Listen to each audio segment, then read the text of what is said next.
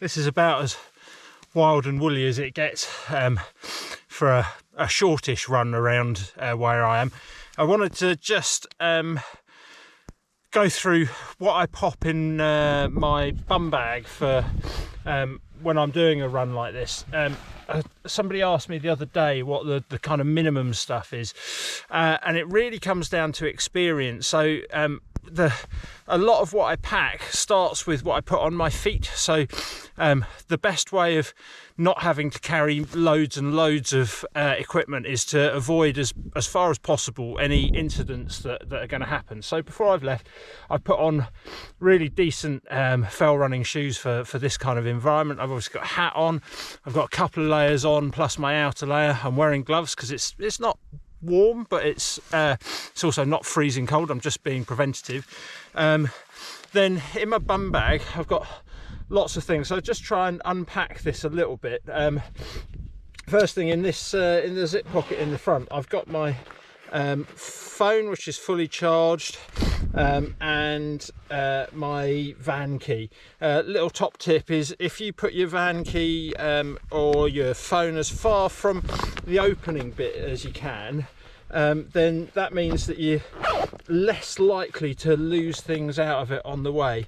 So I'll just turn this turn the camera down a little bit so that you can see everything as it comes out. So in here then, I've got what I'm carrying for today. So I'm pretty well hydrated. I've eaten before I've gone. So this is really just emergency stuff. So closest thing to the top I've got is a complete synthetic full body cover. So that would go on under or over this if I was cold. I've also got a full emergency bag, so not a blanket. This is something I can get into, and if I had to, I'd get in upside down and make a hole for my head to come out so I could wear it like a full body poncho. I've got a spare buff, so the one I'm wearing is covered in sweat, so that one's going to be much warmer. I've got a spare bit of fuel, so these are about 400 calories for 80 grams, so that's a pretty decent thing. That's a mountain fuel bar. I really rate those for emergencies and for generally eating. I've got a head torch, which is fully charged. I was set off about 6 hours before sunset, but it's still worth carrying that. I've got a little very lightweight knife. I like these ones that have got a part serrated blade and a part plain blade.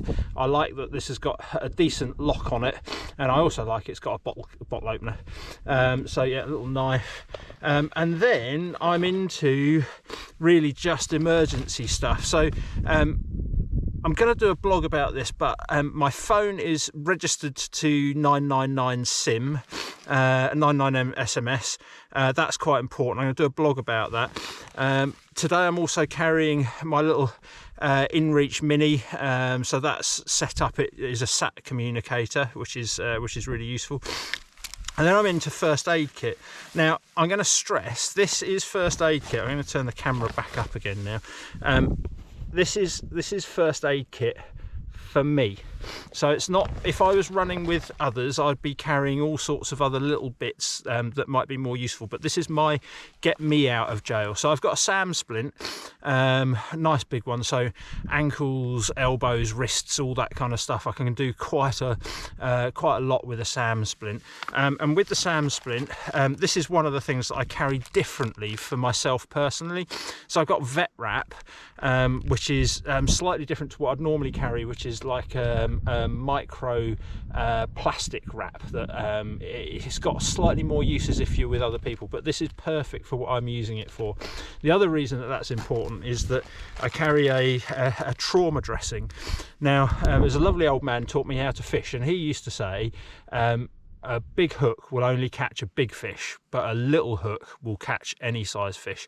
And the same thing goes for me for trauma dressings. So if I've got a little bleed, this will still work.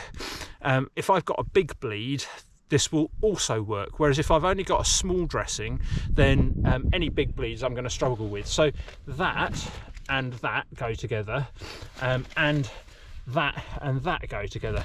And actually, in a hard push situation, that and that would go together. So that's my personal first aid kit. Yeah, I hope that I'm never going to have to use any of that stuff, but for coming into a wild place like that, or like this, if you are interested, I've done a little kind of location video, which is on the 7 Summits F2R playlist that you can find down beneath. But for this kind of wild place, I'm about probably 4 kilometers from where a 4-wheel drive can get to, maybe 6 kilometers, 7 kilometers to where a land ambulance can get to. So really, these kind of areas, I've got to have enough kit to look after myself and get myself out, or be able to look after myself and call for help and stay safe until they come. Anyway, I'm going to pack all of this away and carry on with my run. From here, I'm back up over Robesh and back to the van. All right, nice one.